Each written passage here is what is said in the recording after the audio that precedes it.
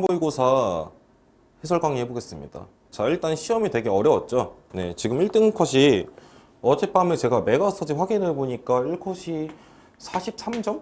이렇게 잡히더라고요. 다른 사이트들도 확인해 보니까 뭐 43점에서 44점 이런 식으로 잡히고 있어요. 네, 그래서 일단 시험이 되게 어려웠다는 걸 알 수 있는데, 근데 이번 시험에 좀 특이점이 있습니다. 어려운 건 맞는데 기존까지의 시험들과는 어려운 난이도를 유지하는 그 방법이 좀 달랐어요. 그러니까 어떻게 달랐는지 그거를 지금 해설을 하면서 하나씩 뜯어봅시다. 자, 일단 전문항을 다 해설하진 않을 거예요. 시간 아까우니까 뭐 1번 문제 이런 거 다 넘어가고 좀 오답률이 높은 문제들 혹은 오답률이 그렇게 높진 않았지만 설명할 가치가 있는 문제들 이런 것들 위주로 보겠습니다. 자, 그래서 일단 우리는 지금 1페이지에서는요 5번만 볼게요. 5번. 자, 5번 문제 봅시다. 자, 답은 누구예요? 네, 기술이 타른페의 한 방식이다 나왔죠. 하이데거입니다.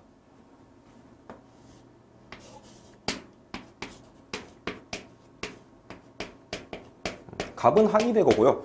자, 을은 누구예요? 기술은 그 자체로서 선도 아니고 악도 아니래. 네, 야스퍼스죠.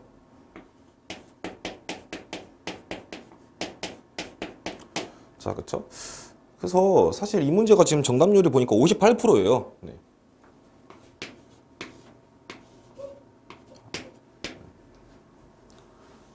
너무 좀 이상하게 썼는데? 58%입니다. 58%. 어려운 문제였죠. 자, 근데 이 문제는 사실상 제시문 독해문으로 다 풀려요. 네, 봐봐. 자, 기억선지 보세요. 현대인은 기술의 본질에 대한 충분한 이해를 결여하고 있다. 네, 봐봐요. 그동안 망각되었대. 그러니까 현대인들이 그동안 모르고 있었다 이거야. 그래서 이 하이데거가 내가 알려주겠다 이렇게 얘기하는 거죠. 그러니까 기억선지는 당연히 맞는 선지가 되는 거예요.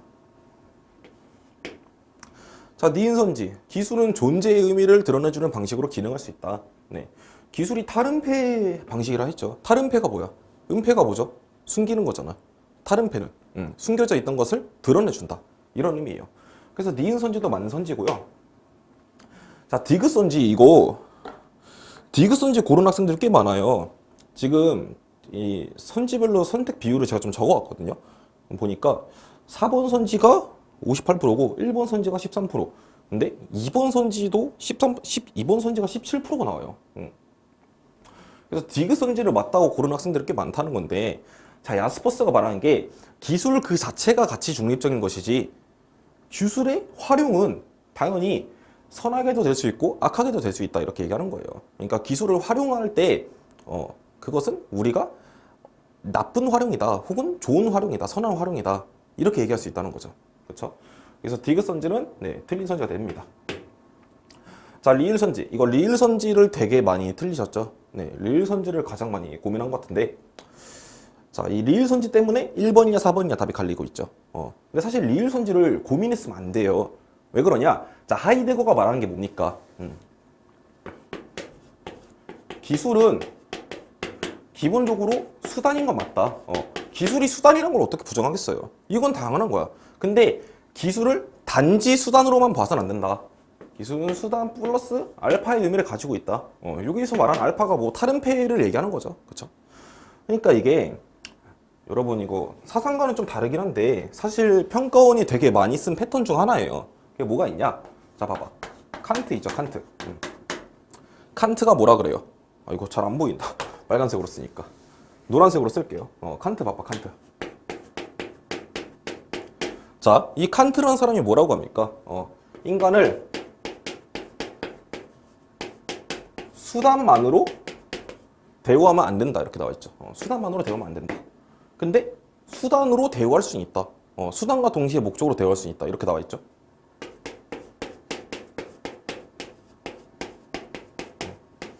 그러니까 이게 많이라는 조사가 붙냐 안 붙냐 이거에 따라서 답이 갈리는 거예요. 그렇죠? 그래서 만약에 리을 선지도 기술은 인간의 목적을 위한 수단일 뿐이다 이런 식으로 나오면 당연히 하이데거 입장에서 틀린 게 되는 건데, 지금 선지에 보면 뭐라 나와 있어요? 기술은 인간의 목적을 위한 수단이다. 이건 당연히 맞는 거예요. 그렇죠? 그래서 리을 선지도 맞는 선지가 되고 답은 4번이 됩니다. 네, 넘어갈게요. 자, 6번 문제 이거 뭐 배불론 과시 소비 문제고요. 쉬운 문제입니다. 독해 잘하시면 돼요. 이런 것들은. 막 6번 문제 틀렸다고 아 제가 개념이 부족한 건가요? 뭐 개념 강의 다시 들어야 되나요? 이게 아니라 그냥 독해 문제니까 잘 읽고 푸시면 돼요. 다 기출 문제 풀다 보면 그리고 또 반복적으로 나온 개념들이 있거든. 이런 뭐 베블런, 엘리아드, 하보마스 이런 애들 있죠. 그냥 기출을 풀다 보면은 반복적으로 나온 개념이 있어요. 그거를 그냥 자연스럽게 익히면 돼. 자, 그다음 7번. 네. 이거 7번 같은 경우는 제가 좀 할 말이 있어요. 막 그렇게 어려운 문제는 아니거든. 이게 정답률이 76%예요.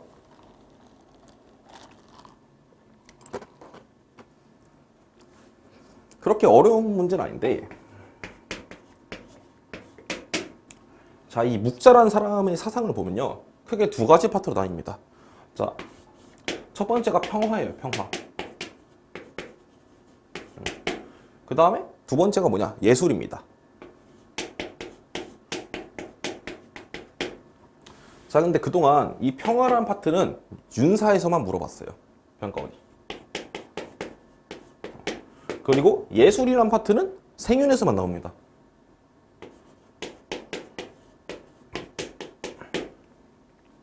자, 그동안은 이렇게 나왔는데 근데 그렇다고 평화 파트가 생윤에서 못 나올 거냐? 그건 아니거든요. 수능특강에 있었어요. 수능특강이 있고 또 교과서에도 조금 언급이 돼 있어요. 물론 수능특강이나 교과서에서 주로 다루진 않았습니다. 그냥 한 줄 정도로 소개하고 넘어갔어요. 자, 근데 그게 어쨌든 간에 나왔으니까 뭐 윤사를 같이 하는 친구들은 딱히 걱정할 필요가 없었는데 생윤만 하는 친구들은 좀 당황했을 거예요. 그렇죠? 근데 그래도 다행히 이 문제 같은 경우에는 뭐 상식에 기반해서 어떻게든 풀 수 있었습니다. 자, 볼게요. 기억선지. 군주는 친분에 얽매이지 않는 사랑의 질서. 이게 바로 겸해죠, 겸해. 겸해가 뭐죠? 네. 유교가 주장하는 게 뭐예요? 별해잖아, 별해. 이 유교가 말하는 별에 대응해서 나온 게 묵자의 겸해 사상이죠. 예. 모두를 공평하게 사랑해라. 똑같이 사랑해라. 그렇죠? 그러니까 기억선지 맞는 말이고. 자, 니은선지. 니은선지 같은 경우는요.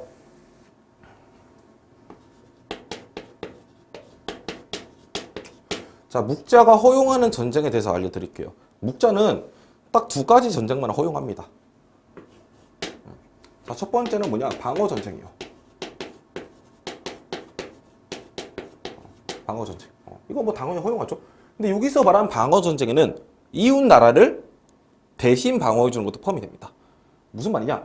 어떤 힘이 센 나라가 힘이 약한 나라를 침략했어요. 그럼 그때 힘이 약한 나라는 당하고 있을 거 아니에요. 지금 뭐 우크라이나가 러시아한테 당하는 거랑 비슷하죠. 이런 경우에 힘이 약한 나라 편에 서가지고 같이 싸워주는 것을 허용했습니다. 네. 그다음 두 번째는 뭐냐? 징벌을 목적으로 한 전쟁도 허용이 됩니다. 물론 이거는 성인에 의해서만 행해지는 전쟁이에요. 그러니까 다른 나라가 주변 나라들한테 막 폐악질을 부려. 그런 경우에 성인이 먼저 군사를 이끌고 쳐들어갈 수 있다 했어요. 네. 근데 이건 솔직히 좀 심화적인 내용인데 적어도 이건 다 알고 있어야 됩니다. 방어 전쟁. 네. 이거 징벌 전쟁은 좀 교과 외예요. 근데 방어 전쟁은 교과 내에 있는 거니까 꼭 알아야 합니다. 근데 어쨌든 뭐야? 군주가 전쟁을 먼저 일으켜서라도 평화를 이루어야 한다. 이런 말을 안 한다는 거예요. 네. 자, 기본적으로 묵자가 말하는 게 뭡니까? 전쟁은 천하의 이익에 반한다. 그죠? 자, 을 볼게요. 을은 맹자입니다. 자.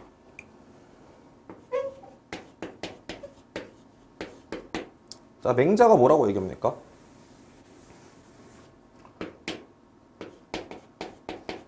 자, 일반 백성에 대한 경우요. 일반 백성은 항산이 없으면 항심을 유지할 수 없다. 이렇게 얘기하죠. 이거를 무항산, 무항심이라고 얘기합니다.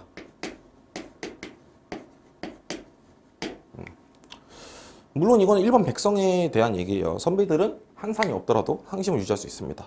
근데 어찌됐든 간에 맹자 입장에서 백성의 항산을 보장해주는 것, 이것이 중요한 과제예요.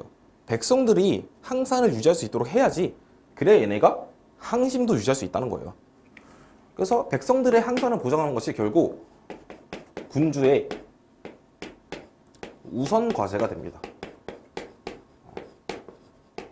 알겠죠?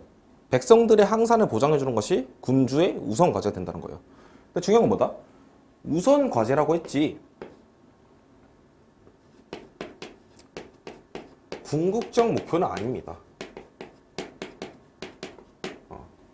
궁극적 목표랑 가장 먼저 해야 할 일은 다른 거예요. 여러분들이 아침에 일어나서 가장 먼저 해야 할 일이 뭐예요? 네. 뭐 화장실 갔다가 세수하고 아침 먹는 거죠. 그렇죠? 근데 그렇다고 여러분들이 인생의 궁극적인 목적이 아침에 일어나서 세수하고 화장실 갔다 와서 밥 먹는다. 이게 되는 건 아니잖아요. 네. 이거는 꼭 구분하셔야 됩니다. 알겠죠? 올해 EBS에도 나와요. 구분하는 게. 자, 그래서 일단 이건 지우고요. 네. 디귿 선지는 그래서 맞는 선지가 되는 거죠. 그러니까 답은 2번이 되는데, 자, 리을 선지 관련해서 좀 말을 해봅시다.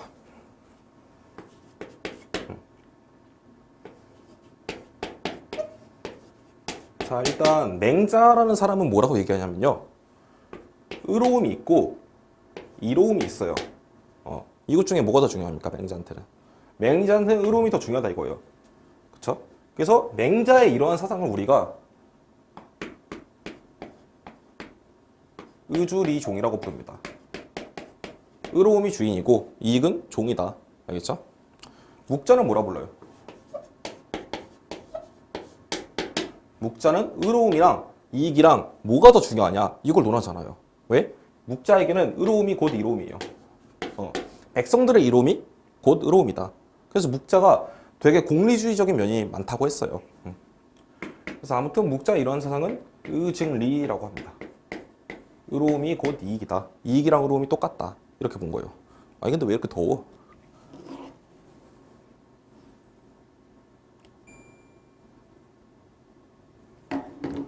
자, 그래서 일단 답은 뭐 2번이 되고요. 네, 넘어가 보겠습니다. 자, 8번 넘어갈게요. 도끼로 잘 푸시고. 자, 9번. 9번 같은 경우는요. 이 문제가 지금 정답률이 63%예요. 정답률이 63%예요. 정답률 63%. 꽤 뭐 어려운 편이었죠, 나름. 근데 사실 환경윤리 문제 치고는 이 정도면은 되게 쉬운 거예요. 지금 이 선지들을 나중에 지금 같이 풀어보겠지만 다 기출에 나온 수준입니다. 그냥 기출 단순 변형이에요, 이거는. 근데 정답률이 왜 63%가 나왔냐? 간단합니다. 여러분들이 아직 공부를 많이 안 해서 그런 거예요. 예, 아직 6월이잖아. 사탐 특성상 9평이 지나야지 그때부터 피크예요. 사탐 가르치시는 분들이면 다 공감할 건데 9평 지나잖아? 그럼 뭐 수강 문의든 뭐 교재 구매든 그냥 되게 많이 들어와요. 과외 문의도 그랬고, 그죠? 자, 그래서 지금 이거 제시문 잠깐 읽어볼 건데요. 여기 제시문이 뭐 을이랑 병 제시문은 그냥 뻔해요. 뭐 을 테일러고 병 칸트고 여기서 우리가 뭐 뽑아내야 될 심화 개념 이런 것도 없습니다. 근데 갑은 좀 달라요. 일단 갑은 레건이죠. 삶의 주체라고 나왔으니까. 근데 여기서 제시문에 보시면요. 미래에 대한 관심 나와요. 미래에 대한 관심.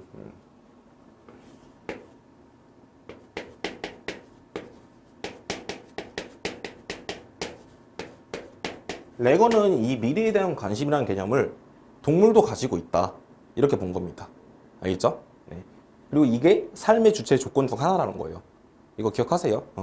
이건 아직 선지로 내려오지 않은 거라서 옛날 기출에도 제시문에 좀 나왔어요. 근데 아직 선지에 내려오진 않았어요. 그러니까 기억하시고 선지 가봅시다.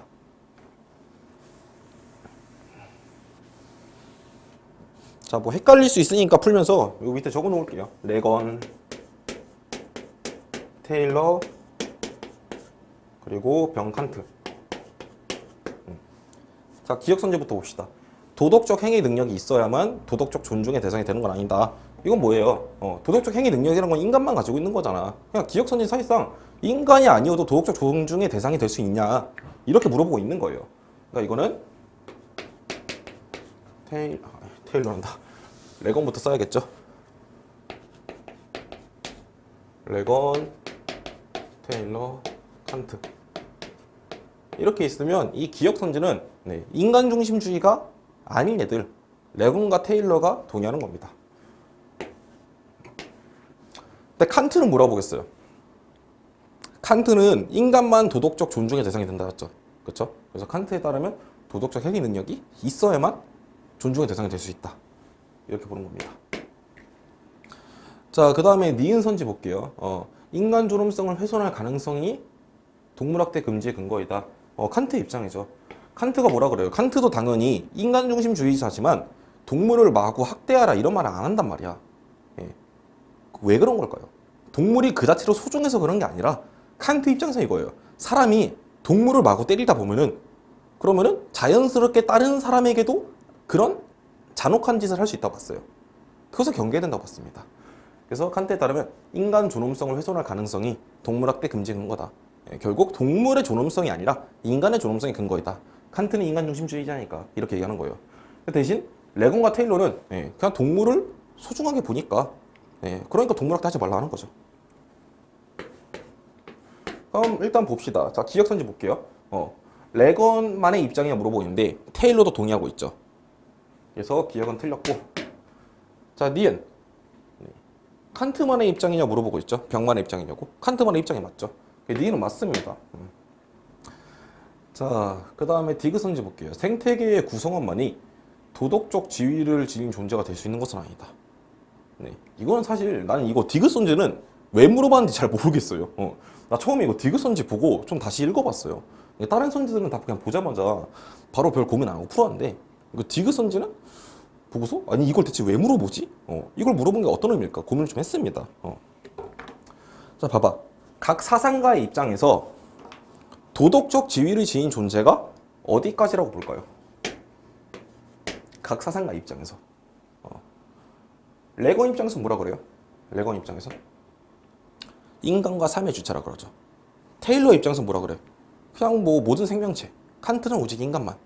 근데 어찌 됐든 간에 레건의 입장에서는 인간과 삶의 주체는 생태계의 구성원이고 테일러의 입장에서도 생명체는 모두 생태계의 구성원이고 칸트의 입장에서도 인간은 당연히 생태계의 구성원이고 그렇죠?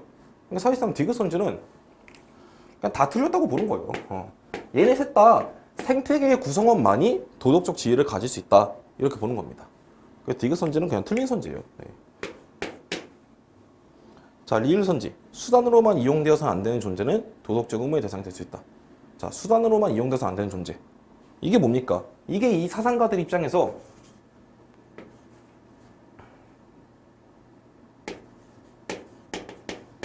도덕적 고려 대상으로 보는 거죠.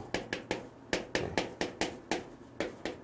물론 뭐 예외도 있긴 해요. 네, 뭐 레오폴드 이런 애들은 좀 다르게 얘기하긴 하는데 지금 이렇게 레오폴드가 없잖아. 레건, 테일러, 칸트잖아요. 레건 입장에서는 수단으로만 이용돼서 안 되는 존재는 인간과 삶의 주체고요. 테일러 입장에서는 생명체죠. 칸트 입장에서 인간이고, 그렇죠? 당연히 도덕적 의무의 대상이 될 수 있겠지. 이렇게 풀어야 되는 거예요. 네. 그래서 답은 어떻게 됩니까? 그래서 답은 4번이에요. 네. 쉽죠? 사실 이거는 그냥 기본 개념만 들었으면은 풀 수 있는 문제입니다. 지금 해설을 하는데 내가 지금 유평 해설을 하는 건지 생윤 개념 강의에서 환경윤리 처음 가르치고 바로 문제 풀이 해주는 건지 그게 구별이 안 될 지경이에요. 지금 이거 해설한 거 보니까. 알겠죠? 그래서 만약에 9번 틀리신 분들은 그냥 환경윤리 개념 강의 한번 다시 들어보시고 그 다음에 환경윤리 기출 문제만 좀 모아서 풀어보세요. 그러면 감 잡힐 겁니다. 그리고 환경윤리가 요즘 수능에서는 그렇게 막 어렵게 나온 트렌드는 아니에요.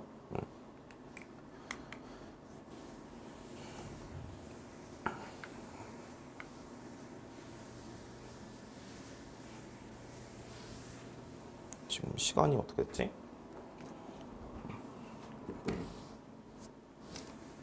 자, 10번 같은 경우에는 갑이 갈퉁이고요. 을이 칸트죠. 자, 기억선지. 평화적이지 않는 수단으로는 결코 평화를 실현할 수 없다. 자, 평화의 반대말이 뭡니까? 평화적이지 않은 수단이 뭐야, 결국? 폭력이잖아. 폭력적인 수단으로는 평화를 실현할 수 없다. 그래서 갈퉁이 그러잖아요. 모든 종류의 폭력에 반대하잖아요. 그렇죠? 그래서 기억선지는 맞는 선지가 되는 겁니다. 자, 니은. 구조적 착취를 정당화하는 수단으로 활용된 예술도 있다. 네, 뭐 영화 같은 거 생각하시면 돼요. 자, 보세요. 이거 제가 수업할 때 보통 드는 예시인데 여러분 범죄도시 봤어요? 네. 저도 봤는데 저는 사실 1편이랑 2편까지밖에 안 봤어요. 4편도 벌써 개봉했다는데 저는 3편부터는 안 봤습니다. 근데 범죄도시 1편에 보면은 이거 보고 나면 무슨 생각이 듭니까, 여러분? 이 조선족이란 대상이 악으로 묘사되잖아요. 이 범죄도시 1편에서. 그쵸? 아, 이거 제 생각이 아니에요. 그 영화에 나온 거 얘기하는 겁니다. 이 범죄도시 1편을 보면은 조선족은 악으로 인식돼요. 그럼 우리의 머릿속에서는 아, 조선족은 좀 억압해야 한다. 이런 식으로 조선족에 대한 구조적인 착취를 정당화할 수 있다는 거예요. 네. 그런 수단으로 활용된 예술도 있다. 이렇게 얘기하는 거죠. 니은 선지는 맞는 선지가 되는 겁니다. 자, 디귿 선지. 평화조약은 영구평화를 보장할 수 없습니다. 애초에 평화조약이 하는 역할은요, 개별 전쟁을 종식시키는 거고요. 모든 전쟁을 종식시키고자 하는 것은 평화조약이 아니라 평화연맹이에요. 네. 그래서 X가 되는 거죠. 자, 리을. 정치체제의 개선 없이는 진정한 평화가 보장될 수 없다. 자, 이거에 대해서는요, 리을 선지에 대해서 칸트랑 갈퉁이랑 각각 다르게 얘기합니다. 근데 어찌됐든 간에 리을 선지는 둘 다 맞아요. 왜 그러냐? 자, 칸트 같은 경우에 기본적으로 이 군주정에서 공화정으로 바뀌어야 한다 이렇게 얘기하죠. 그리고 칸트가 봤을 때 이런 공화정은 뭐예요? 이 공화정을 좀 다른 식으로 표현할 수 있거든요. 이거 수능 EBS에 나와요. 근데 그동안은 그냥 사실 공화정으로 바뀌어야 한다 이런 식으로만 물어봤단 말이야. 근데 이 공화정에 대한 새로운 표현을 선지될 수도 있어요. 그러니까 기억하세요. 입법과 집행이 분리된 체제를 얘기합니다. 알겠죠? 그래서 공화정에 대한 이런 표현도 외워두시고, 어쨌든 간에 칸트는 군주정에서 공화정으로 바뀌어야 한다. 이거는 뭐 기출에서 지금 그냥 수도 없이 물어봤으니까 이걸 모르면 안 되는 거예요. 자, 갈퉁은 뭐라 그럽니까? 갈퉁 같은 경우 당연히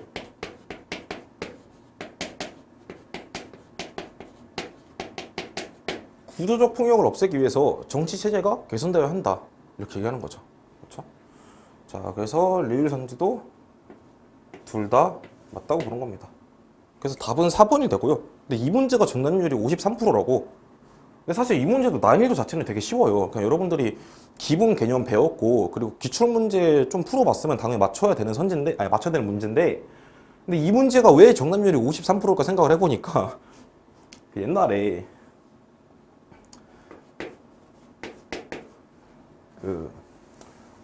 저도 수험생이었던 때가 있었을 거 아닙니까? 자, 그때 제가 현우진 쌤 인강을 들었거든요. 근데 그때 현우진 쌤이 이런 말을 하셨어요. 자, 확률과 통계라는 단원에서 그 확률과 통계라는 뭐라 하지 이걸 단원? 확률과 통계라는 교재 책 이걸 보면은 애들이 확률까지는 공부를 열심히 한다. 근데 통계는 안 한다. 예, 이렇게 얘기했어요. 그게 왜 그렇겠어? 그냥 마지막에 있는 거니까 잘 안 하는 거예요. 지금도 봐봐. 이거 평화단원, 영구 평화랑 그리고 또 해외 혼자 나오는 파트. 여기가 6단원이잖아요. 마지막 단원이잖아. 그러니까 마지막 단원이니까 애들이 그냥 개념 강의 됐다가 대충 한 4단원까지 어려운 거 다 했다 싶으면 그냥 꺼버리는 거예요. 그럼 안 됩니다. 이거 아직 안 들으신 분들 개념 꼭 들으세요. 알겠죠? 자, 좀 어려운 문제들 위주로 가볼게요. 네, 11번 넘어가고요.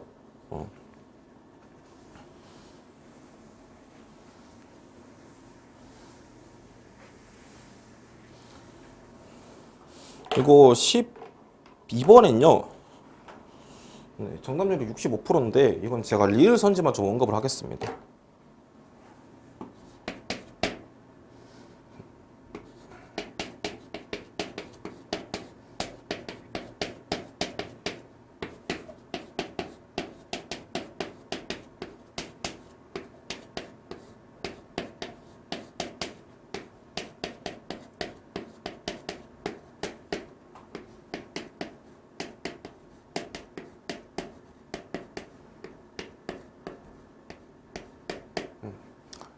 자, 절대 빈곤 해결을 위한 원조는 보편적 의무이다. 이게 롤스와 싱어의 공통 입장으로 이게 2017학년도 9평에 나왔어요. 근데 그때 한 번 등장하고 계속 안 나온 선지거든요. 네. 근데 어쨌든 간에 기출에 있었던 선지예요. 이거 리을 선지는. 네. 그래서 혹시나 롤스가 이런 말을 하나 싶었던 분들은 네, 기출 문제를 꼼꼼히 풀어보지 않으신 겁니다. 기초만 풀어봐서도 당연히 맞출 수 있었던 선지고, 이게 그러면은 롤스 입장에서 왜 그런지 설명해 드릴게요. 자, 봐봐. 롤스 입장에서 원주의 목표는 뭐예요? 질서 정연한 사회가 되는 거죠. 질서 정연한 사회가 되는 거죠. 롤스 입장에서 원주의 목표는. 그렇죠. 자, 근데 이런 질서 정연한 사회가 되기 위해서 절대 빈곤이 있으면은 해결을 해야 됩니까? 안 해야 됩니까? 해야 되는 거죠. 절대 빈곤이 있으면은 질서 정연한 사회가 되는 것을 방해하잖아요. 그래서 롤스 입장에서 절대 빈곤을 해결해 주는 것은 질서 정연한 사회로 만들어주기 위한 중간 과정에 불과하다 이겁니다. 근데 어찌됐든 간에 절대 빈곤을 해결을 해줘야 된다 이거예요. 그리고 이것이 보편적 의무이다. 알겠죠? 자, 물론 롤스 입장에서 절대 빈곤의 해결이 원조의 목적은 아니에요. 그게 목적은 아닌데 자신의 목적인 질서 정연한 사회로 만들어주기 위해서 그 중간 과정에서 절대 빈곤이 있으면 방해가 되니까 해결을 해주겠다 이거죠. 그리고 그걸 해결해주는 것이 당연히 보편적 의무다. 왜? 원조가 보편적 의무니까. 그 원조에서의 중간 과정인 절대 빈곤의 해결도 보편적 의무이다. 이렇게 보는 거예요. 알겠죠? 자, 그래서 12번 문제는 이 정도로 넘어가고요. 이거 리을 선지는 그냥 뭐 당연히 정의로운 기본 제도가 수립되면은 그때부터 손 떼는 거예요. 애초에 롤스가 말한 게 뭐니까? 원조의 차단점을 규정해야 한다 이거잖아.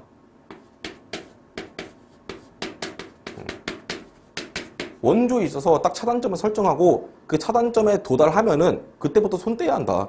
그 차단점이 뭐겠어요? 정의로운 기본 제도가 수립되면은 그때부터 당연히 손 떼는 거지. 니네 알아서 해라 이러고. 그죠? 자, 13번 넘어가고요. 자, 14번. 14번도 이거 선지 하나, 이거 선지 두 개만 좀 해설해 드릴게요. 솔직히 뭐 기억 선지, 기억 선지를 모르신 분들은 없었을 것 같고, 또 니은 선지를 모르는 사람도 없었을 것 같아요. 이게 왜 그러냐면 정답률이 지금 이게 44%인데, 생각보다 4번 선지를 되게 많이 골랐어요. 4번 선지를. 이게 31%래. 4번 선지가. 자, 볼게요. 이거 디귿 선지부터 봅시다. 법에 대한 존중이 강한 민주사회일수록 시민불복종이 옹호될 가능성이 높은가? 자, 이게 올해 수특이 있습니다. 올해 수특에 선지에 나왔어요.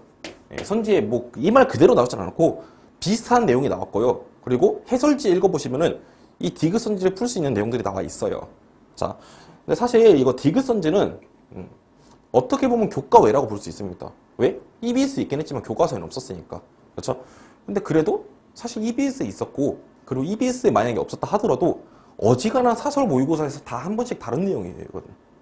그러니까 대부분의 내가 생인 공부를 좀 했다 싶은 학생들이면 당연히 알고 있어야 하는 내용이다 이겁니다. 자, 근데 이거 디귿 선지는요, 이거를 몰랐더라도 내가 만약에 이 내용을 몰랐어. 나 살면서 디귿 선지 처음 봤어. 그랬더라도 여러분들이 현장에서 어떻게 써가시면 되냐? 그냥 생각을 해보세요. 여기 한국이고요. 여기 북한이 있습니다. 자, 우리가 시민불복종을 한다고 생각을 해보자고. 우리가 시민불복종을 한다고 생각을 해보세요. 야, 한국에서 시민불복종 하는 거랑 북한에서 시민불복종 하는 거랑 어떤 게 더 성공 가능성이 높고 어떤 게 더 옹호될 가능성이 높겠어요? 당연히 한국이지. 봐봐. 막 지하철에서 장애인분들 시위하는 거 있잖아요. 막 전장현 시위.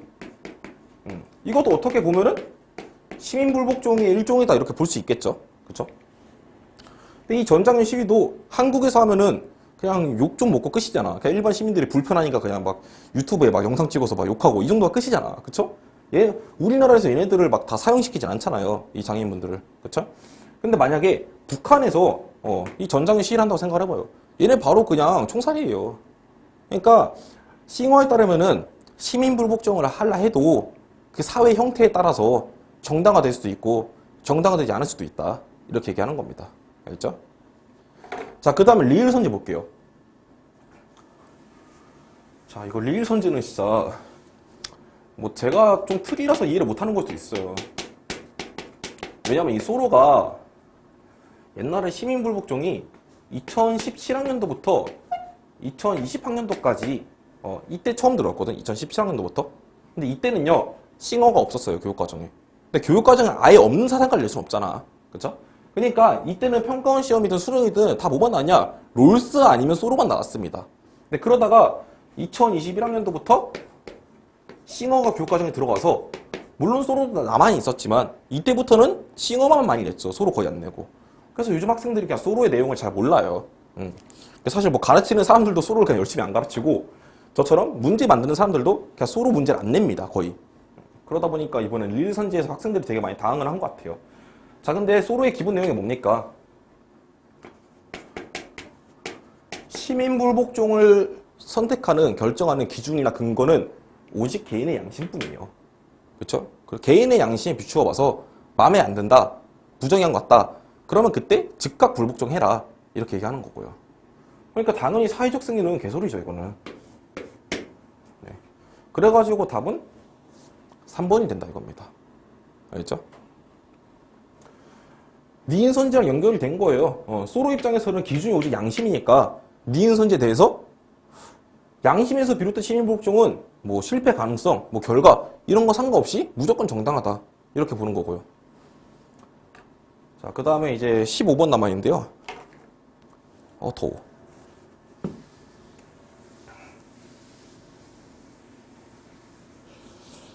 여러분들 지루하지 않게 빨리빨리 끝내드릴 테니까 조금만 집중하세요. 조금만. 거의 다 왔어요. 이거 지금 15번 찍고 나면은 또 뭐가 남았냐? 6페이지 가서 19번 정도만 언급하고 끝낼 겁니다. 19번. 18번을 이걸 풀어줘야 되나? 18번도 이거 질문 되게 많이 왔었는데.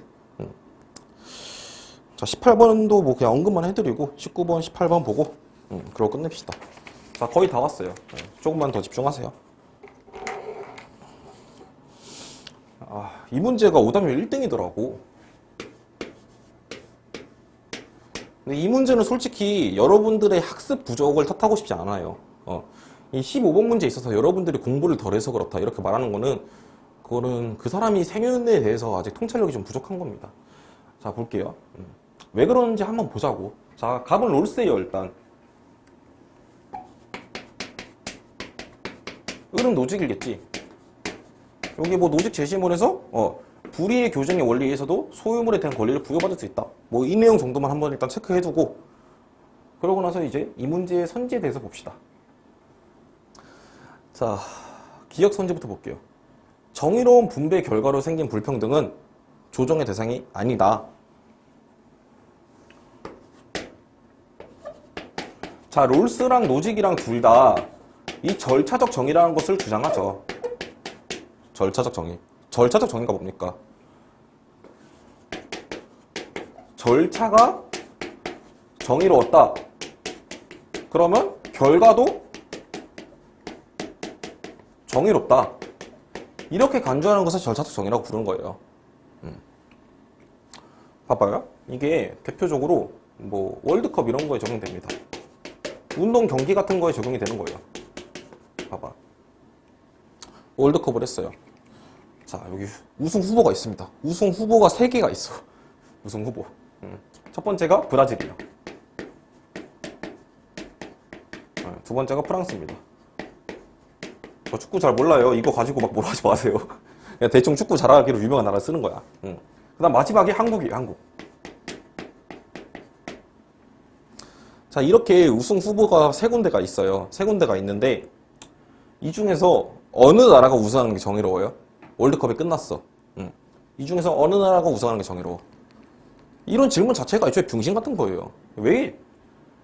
공정한 절차를 거쳐서 나왔다면 어떤 결과든 정의롭다, 이렇게 보는 거잖아요. 자, 월드컵도 똑같죠. 뭐 심판 매수 안 하고 승부 조작 안 하고 그 상태로 경기를 해가지고 나온 결과다. 그러면 누가 우승을 하든 간에 상관없다, 이거예요. 다 정의롭다. 그쵸? 봐봐. 정의로운 분배 결과로 생겼대요. 정의로운 분배 결과라는 게 뭐예요? 정의로운 절차를 따라서 나온 불평등이잖아. 그러면 이건 당연히 조정의 대상이 아니죠. 그리고 생각을 해봐요. 이 내용을 몰랐다 하더라도 봐봐. 정의로운 것으로부터 생겼대, 불평등이. 그럼 당연히 이 불평등도 정의롭다고 보는 거겠죠. 그래서 기억선지는 당연히 맞는 말입니다. 솔직히 뭐 기억선지를 못 골랐다 이거는 학습 부족에 맞는 것 같긴 해요. 기억선지를 못 고른 거는. 그쵸? 자, 니은선지 봅시다.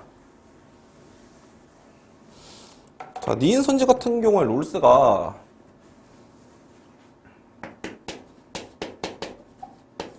사회는 협동을 위한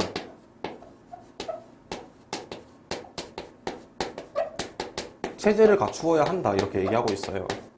사회는 하나의 협동체다. 협동을 이룰 수 있도록 해야 한다. 근데 협력을 가능하지 않게 하는 분배, 사회 구성원들의 불화를 이끈다 이거잖아요. 그래서 롤스가 말한 거예요. 어떤 분배가 되든 간에 그 분배는 사회 구성원 모두의 협력을 가능하도록 해줘야 한다. 네. 자, 그래서 이것도 뭐 기출에 하도 많이 나온 개념이죠. 기출 제시문에. 선지로 내려온 건 처음이에요. 그래서 니은 선지가 좀 어려웠을 수 있어요. 일단 맞는 선지긴 한데 좀 어려운 선지인 건 인정. 자, 사실 보면은 기억 선지는 좀 애매하고 기억 선지는 뭐 기본 개념이니까. 자, 니은 선지는 내가 이 내용을 몰랐다면은 좀 헷갈릴 수 있습니다. 근데 디귿 선지랑 리을 선지는 좀 달라요. 어떤 점이 다른지 봅시다. 자, 디귿 선지 같은 경우에 기본적으로 봐봐. 노직의 입장에서 이 최소국가라는 게 무엇을 해야 합니까? 최소국가가 할 일. 두 가지가 있죠. 첫 번째가 교정이에요. 뭐 계약 감시.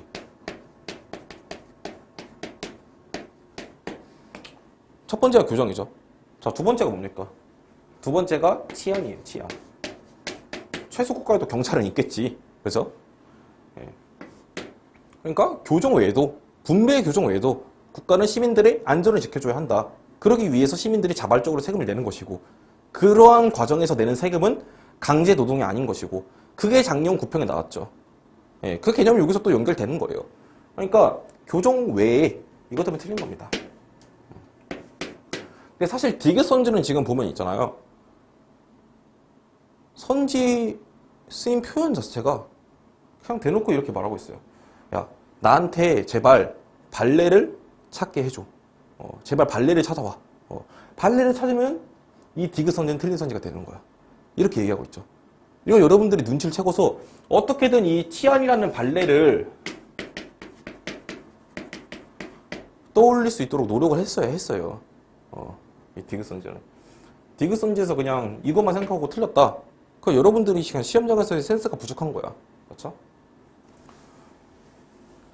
그리고 이 문제가 참 신기한 게 지금 오답률, 선택지 비율을 보잖아요. 1번 13%, 2번 32%, 3번 17%, 4번 20%, 5번 17%. 어떻게 1번 선지 고른 비율이 제일 낮아? 네, 보통 이렇게 오답률 높은 문제들 보면은 약간 선지 두 개에 몰빵되는 경우가 많거든요. 근데 이거는 진짜 다 골고루 다 안 있어요. 골고루. 1, 2, 3, 4, 5번 다. 자, 리을 선지는 일단 뭐 답부터 말씀드리면 롤스만의 입장과 노직은 틀립니다. 노직이 왜 틀릴까? 이거 노직이 틀린 거는요. 이거를 딱 보시면 돼요.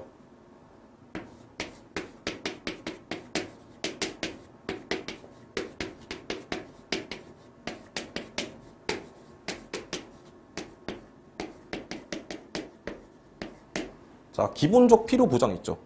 이게 무슨 말이야? 그냥 복지를 얘기하는 거예요, 복지. 그쵸? 근데 이 기본적 필요 보장이라는 단어를 워딩을 보고서 이게 복지를 얘기하는 거구나. 근데 노직은 당연히 복지국가를 싫어하지. 아니, 봐봐. 노직이 복지국가를 싫어하는 건 기본 개념이에요. 이거 몰랐으면 그냥 수능 보면 안 돼요. 내가 만약 개념을 공부했는데 노직이 복지국가를 긍정하는지 부정하는지 몰랐다. 그런 분들은 그냥 개념 보면 안 됩니다. 그냥 수능 보면 안 됩니다. 알겠죠? 그래서 여러분들은 그냥 이 선지를 읽고서 이 기본적 필요 보장이라는 워딩으로부터 복지를 떠올렸어야 하는 거예요. 알겠죠? 복지를 못 떠올렸으면은 틀리는 겁니다. 이걸 리을선에 맞다 골라가지고. 자, 그래서 답은 1번이 되고요. 자, 여기 이 문제에서 할 말이 좀 많은데 이거 말고도 일단 끝까지 보고 나서 좀 돌아와서 총평이랑 학습 전략 이런 거 얘기할 때 그때 이 문제 띄워놓고 다시 보겠습니다. 잠깐 화장실 갔다 오느라 끊어서 했고요. 19번 보겠습니다. 방금 15번까지 봤죠? 19번 볼 건데요. 자, 일단 갑은 간트입니다. 칸트 제시문에서 좀 우리가 주목해야 될 게 있어요. 그게 뭐냐? 자, 살인을 명령했거나 아니면 살인 과정을 도왔던 사람들도 모두 살인자다. 그러니까 걔네들도 모두 사형에 처해져야 한다. 이렇게 보는 겁니다. 자, 을은 루소죠. 뭐 당연한 거고.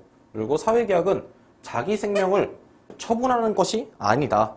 이게 제시문에 나와 있죠. 이것도 기억하세요. 자, 병은 베카리아입니다.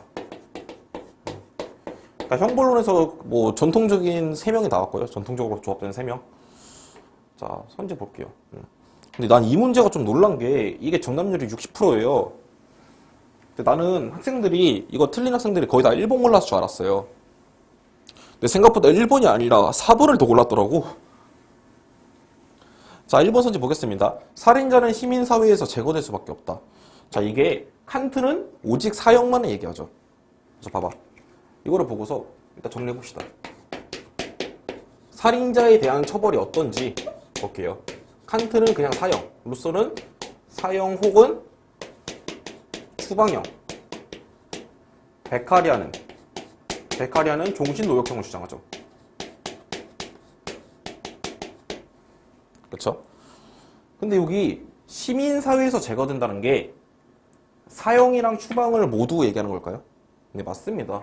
이것은 모두 결국 시민사회에서 제거되는 것을 의미합니다. 그렇죠? 그러니까 만약에 이 루소의 입장에서 추방이라는 것이 시민사회에서 제거되는 것을 의미한다.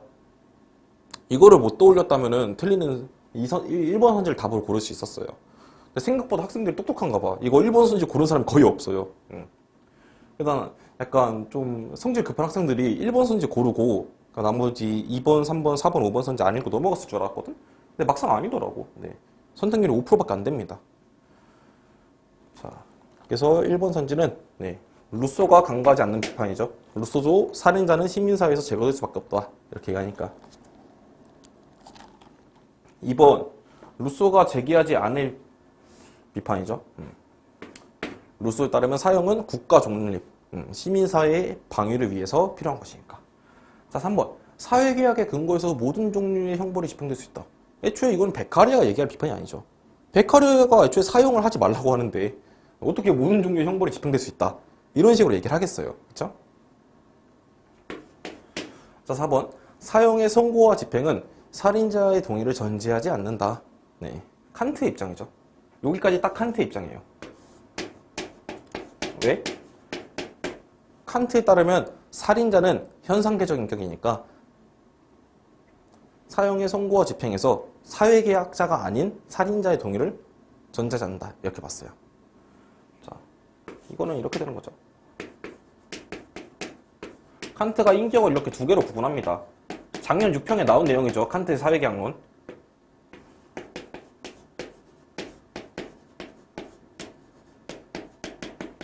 그렇죠? 자, 얘가 살인자예요. 그러니까 우리가 살인자라고 부른다면 칸트 입장에서는 현상계적 인격을 얘기하는 겁니다. 예의체적 인격이 계약자예요. 사회계약을 할 때. 그래서 결국 뭐다? 이 살인자와 계약자는 다른 사람이다. 이게 칸트의 논리예요. 그러니까 형벌에 있어서 살인자의 동의를 필요로 하지 않는다. 전제하지 않는다. 왜? 얘는 계약자가 아니니까. 이렇게 보는 거고요. 애초에 4번 선지는 지금 루소가 베카리아한테 하는 비판으로 나와 있는데 이건 애초에 베카리아가 강구하는 비판이 아니죠. 3번 선지는. 이게 베카리아의 입장이잖아요. 그러니까 4번 선지는 답이 될 수 없고요.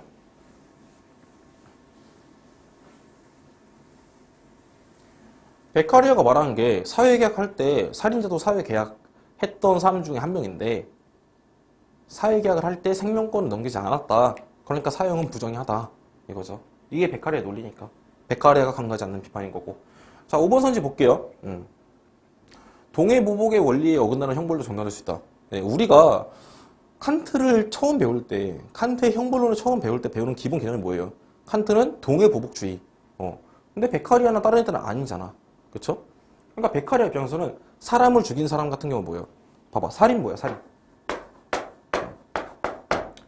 살인자에 대해서 동해 보복하려면 어떻게 해줘야 돼요? 똑같이 죽여야지. 그게 사형이잖아요. 그쵸? 살인자에 해당되는 동해 보복의 형벌은 사형입니다. 근데 베카리아는 살인자도 사형시키지 말라고 하잖아. 여기 종신노역형 시키라고 되어 있잖아요. 그렇죠? 그래서 답이 5번이 됩니다. 자, 일단 여기까지 해가지고 지금 해설 강의는 다 끝났어요. 근데 이것까지만 듣고 끄지 마시고 네, 잠깐 10분만 시간을 더 주세요, 나한테. 우리가 지금 이거 6평 잘 보신 분들도 있겠죠. 뭐 잘 본 사람들도 있을 거고, 그 다음에 6평을 못 본 사람들도 있을 거예요. 근데 이게 중요한 겁니까? 이건 중요하지 않아. 네. 이건 평가원 시험이잖아요. 수능이 아니잖아. 여러분들 6평 점수는 내년에 재수학원 들어갈 때밖에 안 쓰입니다. 왜 그렇게 잘하냐고요? 저도 그랬어요. 네. 제가 수능을 5번 봤거든요. 뭐 5번 봐가지고, 뭐 우여곡절 끝에 결국 어찌어찌 원하는 대학에 오긴 했는데, 그래서 저도 수능을 오래 쳤다 보니까, 네, 여러분들의 심리를 잘 압니다. 특히 장수생들의 심리.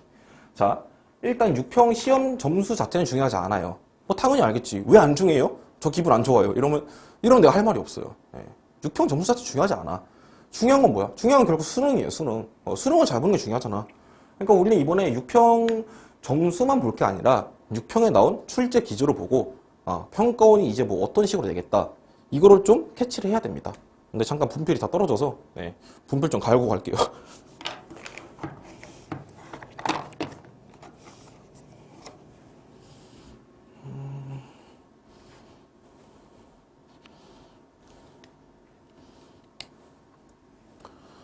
자, 일단 뭐 15번을 왜 떼어놨냐? 뭐 이게 가장 어려웠던 문제니까. 그쵸? 자, 일단 기본적으로 이번 출제 기조가 보면요. 자, 생윤 문제를 어렵게 만드는 법은 무엇이라고 생각하시나요?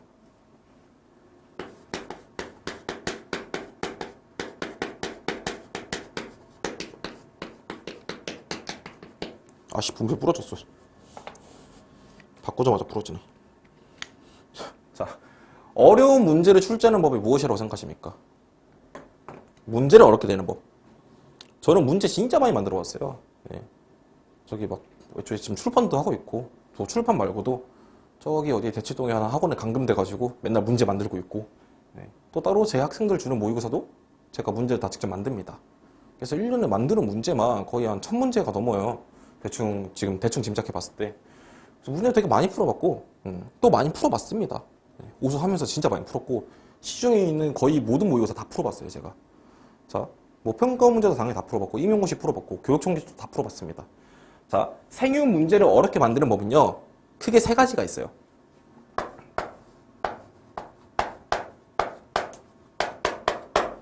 첫 번째가 바로 제시문입니다. 네, 제시문을 어렵게 내가지고 이 사상가가 누군지 모르게 하는 거예요. 근데 이거는 이제 거의 사장됐어요. 거의 안 씁니다. 요즘 문제 중에 여러분 이거 6평 문제 풀면서 지금 선생님 전 이거 제시문을 뭔지 몰라가지고 사상가를 출연 못해가지고 이거 못 골랐어요. 이런 사람 있어요? 없을 거예요. 그런 사람이 있었다면은 그건 네가 개념 공부를 안 한 거예요. 알겠죠? 요즘 생유는 그냥 개념 공부를 착실하게 하는 학생이라면 기출 문제를 풀어봤다면 제시문은 딱 보자마자 찾을 수 있게 냅니다. 그래서 제시문은 요즘 어렵게 안 내요. 이 방법은 이제 안 쓰요. 자, 그럼 두 번째는 뭐냐?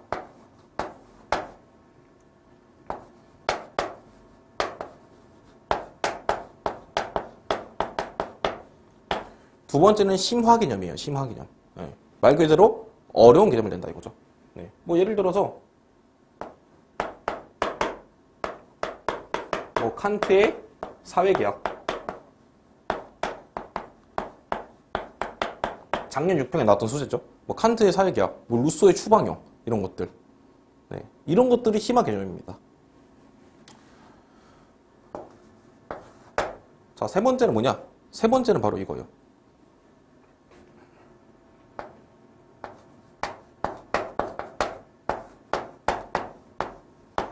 네. 센스 혹은 속된 말로 지능, 능지.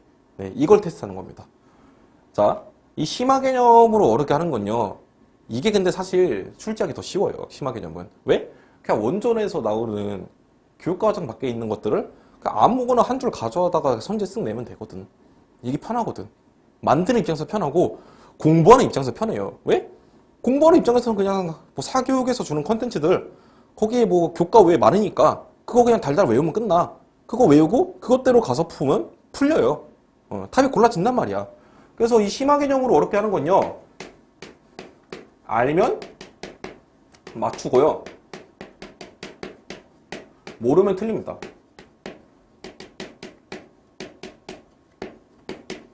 알죠? 이렇게 심화 개념으로 어렵게 하는 건 알면 맞추고 모르면 틀리는 거야, 이거는. 근데 이거는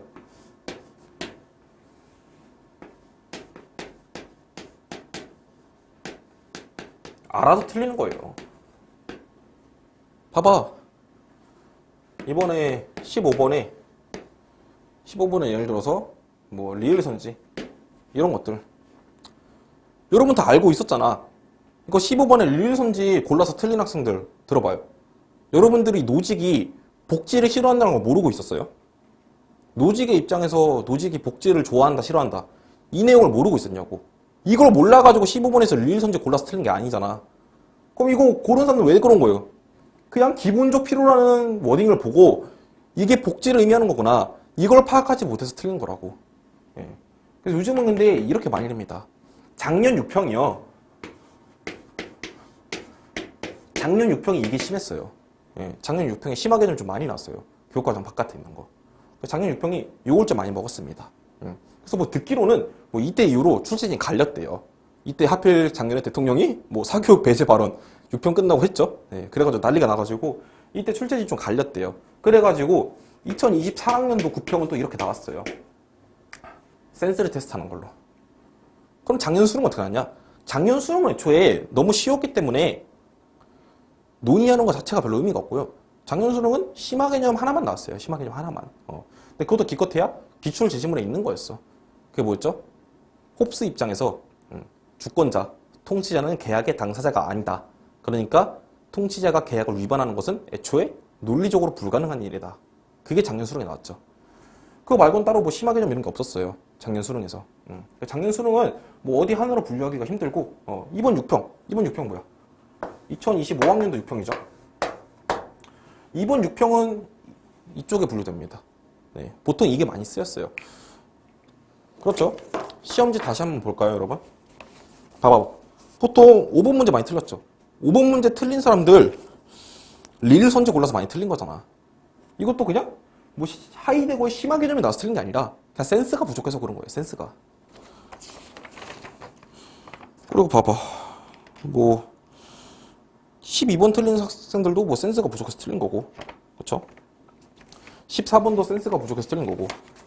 사실상 이번 시험에서 새로운 개념이 쓰인 거는 기껏해야 뭐 싱어의 시민불복종과 사회체제 이거 말고 없었어요. 그렇죠? 근데 1컷이 왜 이렇게 낮아? 1컷이 43점인 거는 아무리 6평이라 여러분들이 공부 안 했다는 걸 감안하더라도 되게 낮은 거예요. 예. 그러니까 이것 때문에 틀린 거라고 다들. 그래서 이제 여러분들이 이제 공부할 때 어떻게 해야겠어요? 심화 개념 당연히 좋지. 심화 개념 공부하지 말라는 게 아니에요. 기본적인 것들은 다 알고 있어야 돼요. 예. EBS 있는 것들 이런 거 다 알고 있어야 되고요. 근데 중요한 거는 결국 시험 현장에서의 이 센스라는 게 있잖아.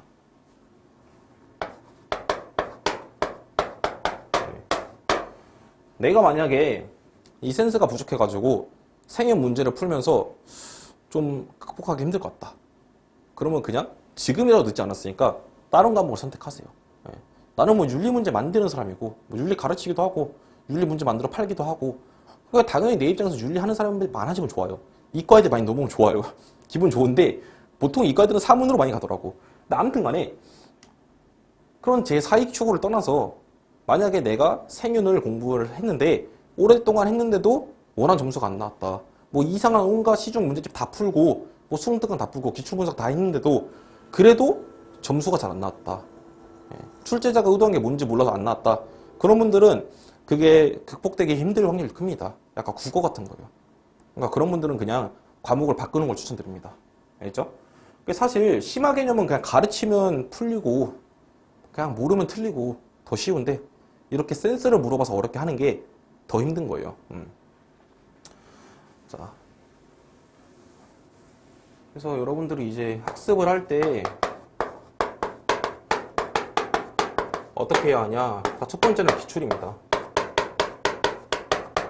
제일 중요한 건 기출문제 푸는 거예요. 기출문제. 네. 적어도 17학년도 거부터 2024학년도 거까지 현재 교육과정 범위에 맞는 거 골라서 싹 다 푸세요. 뭐 니부어나 정의전쟁론 이런 거 거르시고 분배정의, 형벌론, 해외원조, 시민복지 이런 거 다 똑같으니까 이런 것들 다 갖다 푸세요. 네, 알겠죠? 이게 그리고 제일 경계되는 게 이거야. 이게 나도 수험생활을 오래 해봤다 했잖아요. 이게 학생들이 가장 두려워하는 게 이거예요. 학생들이 가장 버려야 될 마인드가 이거야. 허수로 오해받는 걸 가장 싫어해요, 학생들은. 그렇죠? 봐봐, 이제 지금 영상 올라가는 게 6월이잖아요. 뭐 여러분들이 이거 언제 볼지 모르겠어요. 아마 6월에 많이 보겠지. 근데 이제 뭐 시간이 지나서 뭐 7월 되고 8월 되고 9월 되고 그때 되면 이제 다들 하나 둘씩 모의고사를 푼단 말이야. 다들 모의고사 풀어요. 모의고사를 안 푸는 학생은 없어. 그럼 모의고사 풀 때 봐봐, 옆자리에는 뭐 시대인지 서바이벌을 풀고 있어. 또 옆자리에는 강대케 이런 거 풀고 있어. 또 옆자리에는 뭐 이지영 모의고사, 임정환 모의고사, 김종인 모의고사 이런 거 풀고 있어. 이런 간지난 모의고사 풀고 있는데 나만 혼자서 빨더통 꺼내가지고 기출문제 그냥 푸는 게 되게 허수 같아 보인단 말이지. 그래서 그거를 되게 두려워해요, 학생들이. 그러면 쪽팔려. 나도 그냥 저런 간지난 모의고사 풀래. 이러고 기출도 제대로 안 본단 말이야. 그러시면 안 되는 거예요. 네. 그냥 기출이 제일 중요하니까 기출 보세요.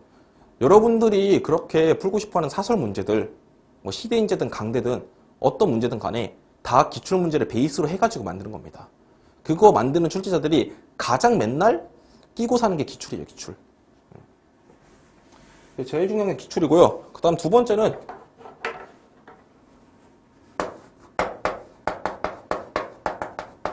연계교재 보세요. 수특이랑 수학 보세요. 여러분들이 기본 개념 들었고 기출 문제 풀었고 좀 베이스가 탄탄하다면 연계교재 푸는데 하루도 안 걸립니다. 그냥 앉은 자리에서 다 풀 수도 있어요.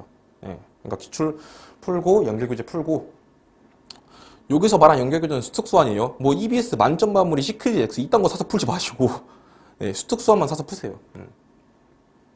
자, 이거 두 개로 우리가 개념적인 것들, 그러니까 내용적인 것들은 다 충족이 됩니다. 예, 여기 없는 개념이나 내용이 수능날 나와서 여러분들을 괴롭히지 않아요. 세 번째는 뭐냐? 세 번째는 실무예요, 실무. 근데 이 실무도 실무가 가장 중요해. 그러니까 중요한 게 뭐냐? 실무를 안 풀면 수능을 못 본다. 이게 아니에요. 이게 아니라, 제발 검증된 걸 사서 푸세요. 요즘 보면은 진짜 실무의 바다라고 하죠. 뭐 특히 수학 과탐은 실무가 진짜 많이 나와요. 뭐 사탐은 솔직히 수학 과탐에 비해서는 실무가 좀 부족한 편이긴 하죠. 컨텐츠가 부족한 편은 맞는데, 근데 사탐도 특히 뭐 생윤이나 사문 이런 것들은 되게 많이 나와요. 근데 이런 실무가 되게 많은데, 예, 제발 검증된 것만 사서 푸세요. 요즘 보면 진짜 기도 안 쳐요. 뭐 이상한 대학생들이 만든 모의고사는 그러려니, 뭐 나도 아직 대학생이니까. 그죠? 근데 막 이상한 뭐 수험생들이 만든 모의고사. 심지어 수험생들이 만든 모의고사 왜 풉니까? 걔네들이 뭐 만들어가지고 오르비에 올리고 이런 거. 그거 다 왜 그런지 알아요? 그거 다 한심한 거예요. 걔네가 그냥 자신들의 지적 허영심을 채우기 위해서 수험생의 와중에, 뭐 재수, 삼수하는 와중에 모의고사 만들어가지고 올리고 그런 겁니다. 네. 그러니까 제발 그런 것들 사서 풀지 마시고, 아니 뭐 다운받아 풀지 마시고, 그냥 검증된 거 푸세요. 뭐 대형 학원에서 나온 거, 혹은 뭐 유명 인강 선생님이 만든 거, 이런 거 위주로 사서 푸세요. 물론 뭐 유명한 모의고사라고 모든 모의고사 좋은 모의고사는 아니죠. 예, 좋은 모의고사는 아닌데 그렇다고 제가 그걸 여기서 지금 이 공개된 자리에서 야 얘들아 어떤 모의고사는 안 좋고 어떤 모의고사는 좋아. 그러니까 어떤 거 풀어 이렇게 말하기 좀 그래요. 예. 뭐 제가 그 모의고사들 중 일부와는 좀 커넥션이 있기도 하고 뭐 넣긴 제가 만드는 거기도 하니까 뭐 그렇게 말 못하고 그걸 떠나서도 공개된 자리에서 어떤 모의고사 안 좋다 이렇게 말하는 것 자체가 그분한테 신뢰잖아. 예. 그래서 어떤 모의고사 안 좋다 이렇게 여기서 말할 수는 없어요. 뭐 내 수업 듣는 학생들 혹은 뭐 정 궁금하다 어떤 게 좋은 거냐 이런 분들은 저한테 따로 뭐 연락을 주시면은 제가 뭐 추천해 드릴게요. 그럴 수 있는데 어지간해서 검증된 모의고사 사서 푸시고 그리고 마지막으로 자 마지막으로 잔소리 하나만 할게요.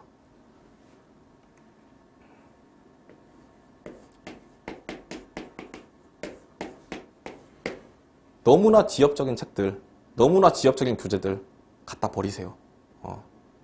수능에 나오지도 않을 만한 것들을 갖다가 공포 마케팅하고 이거 몰라? 이거 모르면 너네 내 교재 봐야 돼. 내 수업 들어야 돼. 이런 교재나 강사들은 제발 무시하세요. 예. 여기서 말하는 수능에 나오지도 않을 것들은 기출이나 EBS에 근거한 게 아니라 아예 처음 들어보는 생뚱맞은 원전이나 2차 논문에서 긁은 거 얘기하는 겁니다. 그런 거 수능에 안 나와요. 못 나옵니다. 예. 그런 거 수능에 미쳤다고 어떻게 나와요? 그렇죠? 그러니까 너무 지엽적인 것들에 낚여서 수능에 나오지도 않은 쓸데없는 거 공부하지 마시고 기출이나 연계교재 위주로 공부하세요. 이거 다 한 다음에 사설 풀고 싶으면 그 다음에 뭐 한 8월, 9월 돼가지고 사설 모의고사 푸세요. 예. 저도 올해 또 시대인지 복수 출판합니다. 그거는 9편 끝나고 출판했거든요. 9편 반영까지 다 해서. 예. 출판하면은 그때 9편 해설 강의 찍을 때 그때 와가지고 잠깐 들고 와서 바이럴 하겠습니다. 예. 그때 잠깐 홍보 보시면 되고 기출이나 연계교재 위주로 꼭 공부하세요. 알겠죠?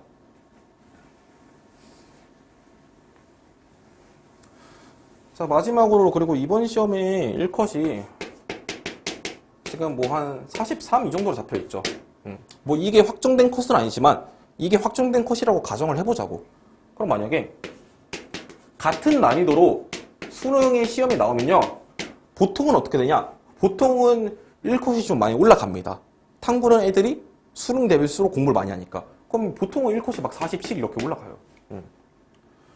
근데 이번 시험은 이렇게 안 될 것 같아. 물론 학생들의 수준 6평에서보다 수능에서 올라가긴 하겠지. 올라가긴 하는데 그래도 나는 이번 시험이 수능이었으면 1컷 45점 이 정도였을 거라고 봅니다. 왜? 왜 그러냐면은 아까 말한 것처럼 심화 개념 이런 것들 있죠. 내용적인 것들. 이거는 그냥 학습으로 극복 가능한 거예요. 이건 그냥 공부하면 채워져. 근데 아까 말한 것처럼 타고난 센스를 물어보는 문항들 이런 것들은 학습으로 극복 안 되는 게 좀 커가지고 수능이나 이번 시험이나 1컷이 그렇게 별 다르지 않을 거라고 봅니다. 그래서 아까 얘기한 거예요. 도저히 못할 것 같으면은 다른 과목 하시라고. 알겠죠? 자, 어쩌다 보니까 뭐 해설 강의가 아니라 여러분들한테 잔소리만 하고 뭐 혼내기만 한 것 같은데 그래도 이번 시험이 어려웠던 건 팩트입니다. 네. 그래서 여러분들 뭐 점수에 상관없이 너무 좌절하지 마시고 네. 남은 지금 수능 때까지 얼마 남았죠? 한 5달 남았나? 네. 남은 5달 동안 열심히 공부해가지고 네, 좋은 결과 얻으시기 바라겠습니다. 자, 지금까지 영상 봐주셔서 감사합니다.